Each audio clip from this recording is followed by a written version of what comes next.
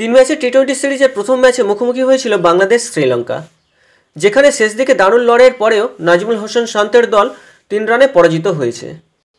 গতকাল সিলেট ইন্টারন্যাশনাল স্টেডিয়ামে বাংলাদেশ টসে জিতে প্রথম ব্যাট করতে পাঠায় শ্রীলঙ্কাকে। কুশল মেন্ডিসের 36 বলে 59, সমর বিক্রমার 48 বলে 61 এবং চরিত আসালঙ্কার 21 বলে 44 রানের সুবাদে লঙ্কানরা 3 উইকেটে 206 রান করে। লঙ্কানদের দেওয়া 207 রানের পাওয়ার সমান টার্গেটে ব্যাট করতে নেমে 203 রানে থামে বাংলাদেশের ইনিংস। দলের হয়ে সর্বোচ্চ 34 বলে 68 রান করেন জাকের আলী অনিক। জাকের ছাড়াও 1.5 বছর পর মাঠে নামা মোহাম্মদুল্লাহ রিয়াদও করেছেন 31 বলে 54 রান। এছাড়া টাইগার বাহিনীর হয়ে কেউই তেমন উল্লেখযোগ্য রান করতে পারেননি। শ্রীলঙ্কার হয়ে ম্যাথিউস, থিক্সানা এবং সানাকা 2টি করে উইকেট নিয়েছেন। প্রসঙ্গত, বাংলাদেশ ম্যাচ হারলেও তাদের খেলা দিয়ে মন জয় করেছে সবার।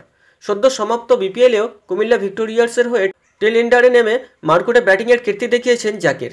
এছাড়াও ঘরোয়া ক্রিকেটেও গত বছর জুড়ে তিনি একই মানসিকতা নিয়ে খেলেছেন। বিপিএলেও সেই ধারাবাহিকতা ধরে রাখায় জাতীয় দলের সুযোগ পাওয়া ছিল সময়ের ব্যাপার। রহস্য স্পিনার অলিশ আল ইসলামের ইনজুরি জাকেরের জন্য সেই সুযোগটি করে দেয়। অন্যদিকে মোহাম্মদুল্লাহ রিয়াদও আন্তর্জাতিক টি-20তে ফিরেছেন প্রায় 17 মাস পর। জাতীয় দলে অন্য ফরম্যাটে ধারাবাহিক এই ব্যাটসম্যান বিপিএলেও বেশ কয়েকটি কার্যকরী ইনিংস খেলেছেন ফরচুন বরিশালের হয়ে। দলের হয়ে দীর্ঘদিন পর যখন ব্যাটিংয়ে নামেন রিয়াদ, তখন 30 রানেই 3 উইকেট হারিয়ে চাপে বাংলাদেশ। এরপর শান্তও যোগ্য সঙ্গ দিতে পারেননি। সেখান থেকে মোহাম্মদুল্লাহ ও জাকের টাইগারদের আশা দেখান, যদিও শেষ পর্যন্ত তীরে গিয়ে তরি ডুবেছে স্বাগতিকদের।